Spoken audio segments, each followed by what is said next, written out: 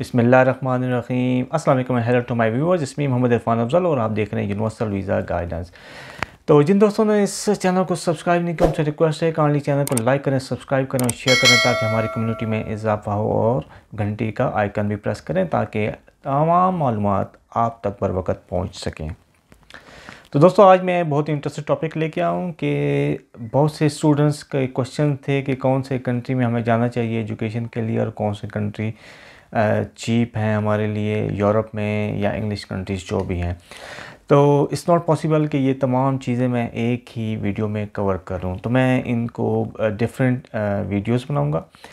तो पहले आज हम बात करते हैं study in Germany.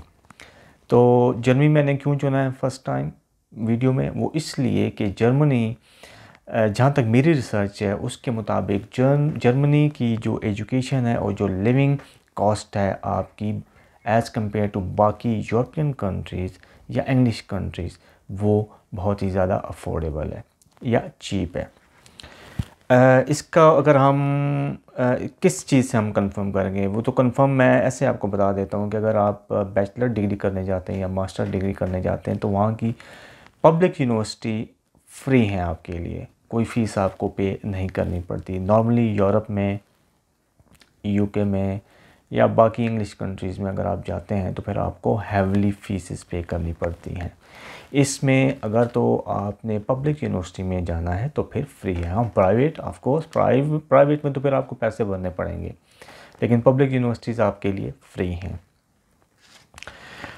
As you know कि जर्मनी वैसे भी एक बहुत ही अमीर मुल्क है और यूरोप का एक हब समझा जाता है उसको, और पूरी दुनिया में जो इस वक्त उसकी रैंकिंग है यूनिवर्सिटीज़ के हिसाब से तो चौथे नंबर पे आता है पूरी दुनिया में, और बहुत ही ज़्यादा अट्रैक्टिव है स्टूडेंट्स के लिए।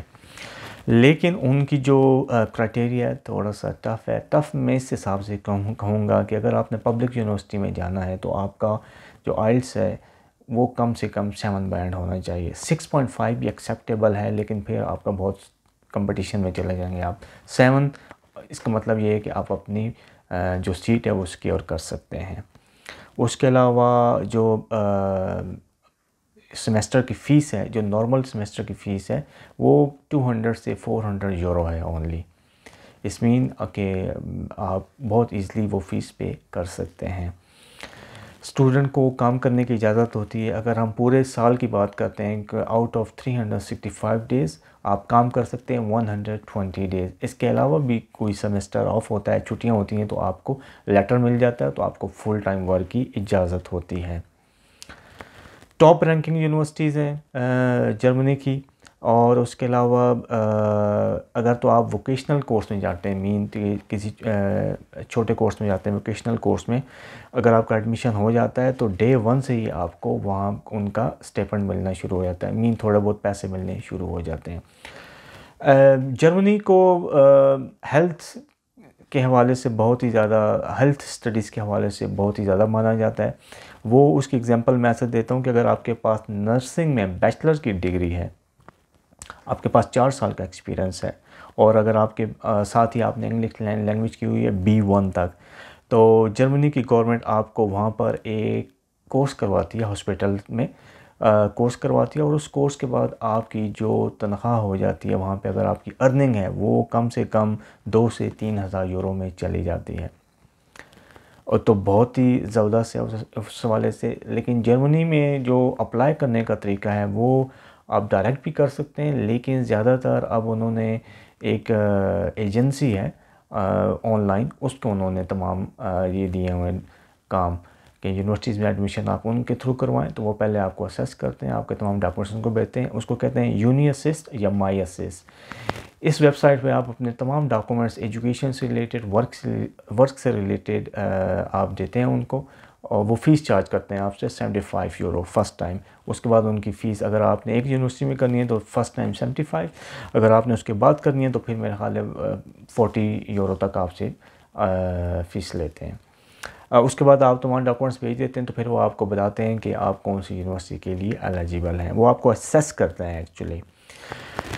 तो जर्मनी में एक चक्कर ये भी है कि अगर तो आपके नंबर कम हैं, मतलब वो चाहते हैं कि आपकी जो प्रीवियस डिग्री है उसमें कम से कम आपके नंबर होने चाहिए 70% आपके नंबर होने चाहिए। आइल्स का बैंड होना चाहिए 7, तो फिर आपके लिए इजी हो जाएगा, अदरवाइज़ आपके लिए मुश्किल है। अगर तो आपके नंबर कम है तो उसका भी एक तरीका है कि आप अपनी सीवी ऐसी बनाएं और आपके पास ऐसा एक्सपीरियंस होना चाहिए कि आप उनको ये साबित करें कि you are eligible for that admission. उसके लिए क्या है, उसके लिए यह है कि आपके पास लेटर ऑफ मोटिवेशन, कुछ लोग इसको इम्पोर्टेंस नहीं देते लेटर ऑफ मोटिवेशन को, तो ये लेटर ऑफ मोटिवेशन आपका बहुत ही ज़बरदस्त होना चाहिए। लेटर ऑफ रिकमेंडेशन होने चाहिए आपके पास 2-3 पुरानी यूनिवर्सिटियों से, आपके जो प्रोफेसर हजरात हैं, टीचर हैं, उनसे बनवाएं। और उसके अलावा अगर तो आपके पास वर्क इंटर्नशिप है, बहुत ही ज़्यादा हेल्पफुल है। अगर आपके नंबर कम भी हैं तो ये बहुत मैटर करता है। वर्क एक्सपीरियंस अगर आपके पास, आपने डिग्री ख़त्म कर ली, उसके बाद आपका वर्क एक्सपीरियंस है जो कि आपकी एजुकेशन से रिलेटेड है, is very helpful for you. और उसके अलावा अगर एक चीज़ मैं भी आप बताने वाला हूँ, बहुत ही कम लोग आपको बताते हैं, अगर आपने कोई ब्लॉग लिखे हुए हैं, कोई रिसर्च लिखी हुई है, कोई आर्टिकल लिखा हुआ है, आपने ऑनलाइन किसी रसाले मैगज़ीन को दिया हुआ या न्यूज़पेपर में दिया हुआ है, तो मैं कहता हूँ अगर आपके नंबर 5% या 10% भी कम है, वो उस चीज़ को बहुत ज़्यादा अहमियत देते हैं कि आपके पास कोई ऐसे आर्टिकल हैं जिस पे आपकी रिसर्च बेस करती है। उसके अलावा अगर आपने कोई सेमिनार अटेंड किए हुए हैं, आपने कोई एक्स्ट्रा एक्टिविटीज़ की हुई हैं, जैसे कोई इंटरनेशनल ऑर्गेनाइजेशन आती हैं, कोई एनजीओज़ आती हैं, उनके साथ आपने कोई काम किया हुआ है आपकी एजुकेशन से related, this is very helpful. तो वो आपके एडमिशन के लिए बहुत ही आपकी मदद देगा। तो जर्मनी द बेस्ट वाले से कि देख लें, आपकी फ़ीसें नहीं हैं, फ्री आप पढ़ेंगे। 200-300 यूरो आपको पर सेमेस्टर के पे करने हैं, जो कि आप वहाँ पे इजीली कमा सकते हैं। काम करने की इजाज़त है आपको। उसके अलावा सेशन ऑफ होते हैं, फुल टाइम आप काम कर सकते हैं। एकोमोडेशन भी सस्ती है as compare to other European country. और अगर आप बड़े सिटीज़ में जाते हैं तो फिर आपको काम भी बहुत ईज़िली और आसानी से मिल जाता है। तो जर्मनी की स्टूडेंट वीज़े के हवाले से अगर आपका कोई क्वेश्चन हो तो काइंडली कमेंट्स में मुझसे क्वेश्चन पूछें, मैं आपको उसका रिप्लाई करूँगा। इसके अलावा भी अगर आपकी किसी भी इमिग्रेशन कैटेगरी का क्वेश्चन है, उसको भी आप कमेंट्स में मुझसे पूछ सकते हैं। मैं एज़ सून एज़ पॉसिबल आपको उसका रिप्लाई करूँगा। तो ये एक सीरीज़ है एजुकेशन के हवाले से मैंने रखी है, स्टडी वीज़ा के हवाले से, तो इसको हम लेकर चलेंगे। तो आज क्योंकि अगर मैं इन सब तमाम कंट्रीज़ को